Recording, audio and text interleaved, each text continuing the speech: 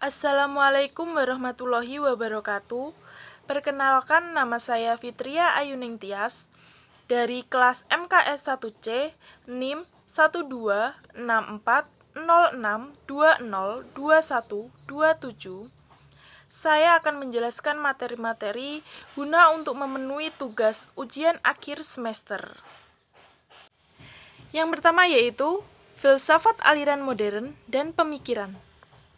Filsafat modern adalah pengetahuan tidak berasal dari kitab suci atau ajaran agama, tidak juga dari para penguasa, tetapi dari diri manusia sendiri.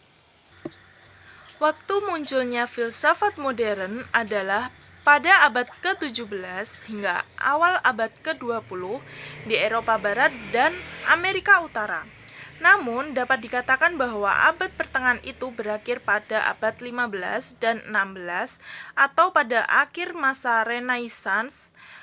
Ada hal-hal yang jelas menandai masa modern ini, yaitu berkembang pesat berbagai kehidupan manusia barat, khususnya dalam bidang kebudayaan, ilmu pengetahuan, dan ekonomi.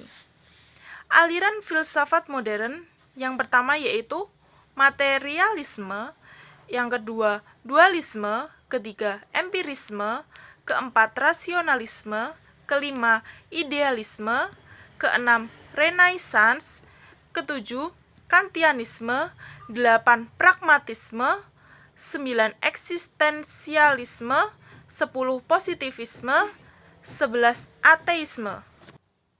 Selanjutnya yaitu filsafat postmodern dan pemikirannya. Istilah postmodern secara harfiah berarti setelah modern. Istilah modern yang berarti zaman baru, yang telah digunakan sejak abad ke-5 untuk menunjukkan batas antara era kekuasaan agama Kristen dan era paganisme Romawi. Istilah postmodern pertama kali digunakan sekitar tahun 1870-an dalam berbagai bidang. Istilah postmodern selanjutnya digunakan pada tahun 1926 dan 1921. Istilah itu digunakan untuk menjelaskan bentuk baru, seni dan musik. Istilah postmodern selanjutnya digunakan untuk menggambarkan seluruh gerakan, terutama dalam seni, musik, dan sastra, yang menentang modernisme dan secara tipikal ditandai dengan dilahirkannya kembali unsur-unsur dan teknik-teknik tradisional.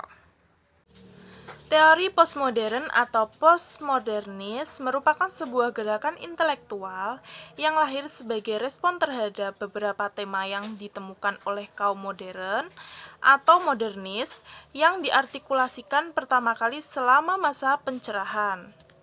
Selanjutnya yaitu filsafat barat dan kontemporer. Filsafat kontemporer muncul diawali sikap ingin mendobrak teori filsafat modern yang menggunakan kebenaran tunggal dan bebas nilai. Oleh sebab itu, salah satu ciri yang terdapat dalam filsafat kontemporer menggunakan nilai-nilai mini narasi dan lebih cenderung beragam dalam pemikiran. Filsafat kontemporer adalah periode dalam sejarah filsafat barat yang dimulai pada akhir abad ke-19, ditandai dengan suatu proses profesionalisasi disiplin keilmuan filsafat dan munculnya filsafat analitik dan filsafat kontinental beserta perdebatan di antara kedua kubu filsafat ini. Perkembangan filsafat barat kontemporer tentu saja tidak dapat dilepaskan perkembangan filsafat sebelumnya, yaitu filsafat barat modern, atau dikatakan juga sebagai pematang lebih lanjut dari filsafat zaman modern. Pada zaman kontemporer ini ditandai oleh beberapa gerakan pemikiran yang dalam filsafat abad 19 dan 20. Adapun aliran filsafat barat kontemporer yang pertama yaitu pragmatisme, kedua vitalisme, ketiga fenomenologi, keempat eksistensialisme, kelima filsafat analitis, keenam strukturalisme, 7 postmodernisme. Selanjutnya yaitu filsafat Islam dan pemikirannya. Sejarah lahirnya filsafat Islam menjadi salah satu tradisi intelektual penting di dunia Islam. Menurut ensiklopedia Oxford, Dunia Islam Modern, filsafat Islam lahir dari spekulasi filosof tentang warisan filsafat Yunani yang diterjemahkan ke dalam bahasa Arab pada abad ke-3 Hijriah atau abad ke-9 Masehi. Abad awal pertama filsafat Islam ditandai dengan munculnya sejumlah mazhab. Pada abad ke-16, kebersamaan dengan berdirinya dinasti Safawiyah di Persia, dimulailah fase baru dalam filsafat Islam. Pada masa berikutnya, Jamal al-Din al-Afghani menghidupkan kajian filsafat di Mesir. Filsafat Islam klasik di dunia timur. Filsafat timur lebih mengandalkan hati atau kolbu. Dalam filsafat timur, pandangan hati menempati posisi tertinggi setelah akal dan indera sebagai perangkat utama untuk sampai kepada kenyataan dan kebenaran. Filsafat Islam klasik di dunia barat. Penulis barat mengidentikan abad ke-7 sampai abad 12 atau 13 Masehi sebagai zaman kegelapan atau yang disebut dengan Dark Age. Sementara penulis Muslim mengidentikan dengan masa keemasan yang disebut dengan Al-Azhar Al-Zahabi. Perkembangan Islam ditinjau dari sisi teori sejarah Islam modern dimulai sejak tahun 1800 Masehi hingga sekarang. Secara politis, pada abad 18 Masehi, dalam sejarah Islam periode Islam disebut dengan kebangkitan dunia Islam karena ditandai banyaknya permunculan pemikiran pembaharuan dalam dunia Islam, yaitu munculnya gerakan pembaharuan.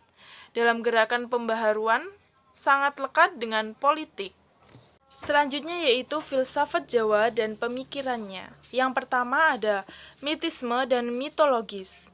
Mitisme adalah kepercayaan bahwa kebenaran tertinggi tentang realitas hanya dapat diperoleh melalui pengalaman intuitif supranasional, bahkan spiritual, dan bukan melalui akal, rasio atau reason logis belaka. Sedangkan mitologis, mitos ialah cerita tentang asal mula terjadinya dunia seperti saat ini, cerita tentang alam peristiwa-peristiwa yang tidak biasa sebelum alam duniawi yang kita hadapi ini.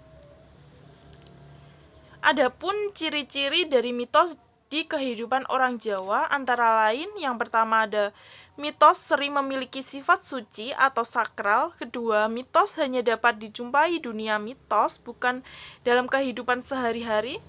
Ketiga, ada banyak mitos di Jawa yang menunjuk di bagian-bagian penting. Dan yang terakhir ada kebenaran mitos tidak penting. Kedua yaitu spiritualisme. Spiritualisme berarti kepercayaan bahwa roh-roh orang mati berkomunikasi dengan orang hidup melalui orang-orang tertentu yang menjadi perantara dan lewat bentuk wujud yang lain.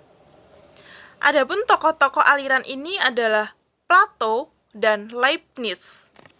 Perkembangan pemikiran filsafat Jawa dari klasik hingga kontemporer. Filsafat Jawa.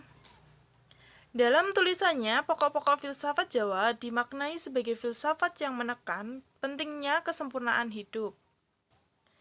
Segala makhluk hidup itu sesungguhnya tidak mempunyai kekuasaan, seperti sampah dalam lautan tidak mungkin berharap menyatu. Gusti tetaplah Gusti, hamba tetaplah hamba, tidak bisa saling berganti. Adapun tokoh-tokoh filsafat Jawa yaitu Ki Ageng Suryo Mentaram, 2. Pak D. Soenarto, 3. Raden Sastrokartono. Selanjutnya yaitu dasar filsafat logika. Logika adalah salah satu cabang filsafat. Secara etimologis, logika sendiri adalah istilah dari kata logos, berarti sesuatu yang diutarakan, suatu pertimbangan akal, kata, percakapan, atau ungkapan lewat bahasa. Macam-macam logika. Dilihat dari segi kemampuan untuk berlogika, dibagi menjadi dua, yaitu ada logika kodratiah dan logika ilmiah. Yang kedua yaitu dilihat dari sejarah atau penggunaan lambang atau simbol. Dibagi menjadi dua, yaitu logika klasik atau tradisional, kedua logika modern. Ketiga, dilihat dari segi bentuk dan isi argumen, dibagi menjadi dua, yaitu logika formal atau bentuk dan logika material. Yang keempat, yaitu dilihat dari segi cara menarik kesimpulan, dibagi menjadi dua, yaitu logika induktif dan logika deduktif. Term adalah ide atau konsep dalam kata atau rangkaian kata yang berfungsi sebagai subjek atau predikat dalam suatu keputusan atau kalimat. Jenis-jenis term dari sudut arti dibagi menjadi tiga, yaitu univok, equivok, dan term analog. 2. Dari sudut isi dibagi menjadi tiga, yaitu ada abstrak, kolektif, dan sederhana. Ketiga yaitu dari sudut luas dibagi menjadi tiga, yaitu term singular, term partikular, dan term universal. Predikat dan jenis-jenisnya. Predikat adalah perkara yang dinyatakan dalam subjek proposisi. Proposisi sendiri dibagi beberapa jenis seperti proposisi universal afirmatif, proposisi universal negatif, proposisi partikular afirmatif, proposisi partikular negatif. Jenis-jenis predikat, ada tiga jenis predikat, yaitu predikat ekuisional atau penyama, kedua predikat dengan verba bervalensi 1, dan ketiga predikat dengan verba bervalensi 2 atau 3. Pengertian dan macam-macam definisi. Definisi merupakan kata, frasa, atau juga kalimat yang mengungkapkan makna, keterangan, atau ciri utama dari orang, benda, proses, atau kegiatan. Macam-macam definisi, yang pertama yaitu definisi nominal, dibagi menjadi dua, yaitu definisi nominal umum dan definisi nominal khusus. Yang kedua yaitu definisi real, dibagi menjadi dua, yaitu definisi esensial dan definisi deskriptif. Syarat-syarat definisi. Yang pertama yaitu harus menyatakan ciri-ciri secara hakiki dari apa yang akan dijabarkan atau dideskripsikan. Yang kedua yaitu harus merupakan suatu kesetaraan arti dengan hal yang diberi makna. Ketiga yaitu harus menghindarkan pernyataan memuat syarat yang diberi makna. Keempat yaitu harus sedapat mungkin dinyatakan dalam bentuk rumusan yang positif. Kelima, yaitu harus dinyatakan secara tepat, singkat, dan jelas terlepas dari rumusan yang kabur, ambigu, tidak boleh menggunakan bahasa kiasan. Materi yang terakhir yaitu tentang konsep hermeneutika sebagai metodologi interpretasi teks Al-Quran. Hermeneutika merupakan metode terminologi dan interpretasi Al-Quran. Metode ini sangat membantu dalam ilmu tafsir. Ada tiga susunan dalam metode ini yaitu matan atau kata, penafsiran, dan perpindahan pesan dari pembicara ke lawan bicaranya. Hermeneutika merupakan teori penelusuran terhadap teks yang pertama mengungkapkan pikiran, kedua mengungkapkan suatu bahasa yang asing, dan yang ketiga mengungkap ungkapan yang kurang jelas. Hermeneutika dalam aspek terminologi dan kerangka epistemologis merupakan alat sebagai metode epistemologis yang baru yang berfungsi untuk mempelajari ilmu Al-Quran. Hermeneutika merupakan ilmu yang merefleksi kata dari masa lampau agar bisa dipahami. Ada tiga konsep adil dalam hermeneutika, yaitu pertama, prinsip tidak melampaui batas, kedua, tidak melakukan hal yang rugi, dan ketiga, berada pada prinsip al-syirat al-mustaqim. Merupakan cara yang perlu ditempuh untuk memahami teks-teks lampau yang kabur oleh perjalanan sejarah. Hadirnya metode hermeneutika menjadi alat pemahaman bagi masyarakat dalam memahami dan menganalisis suatu teks.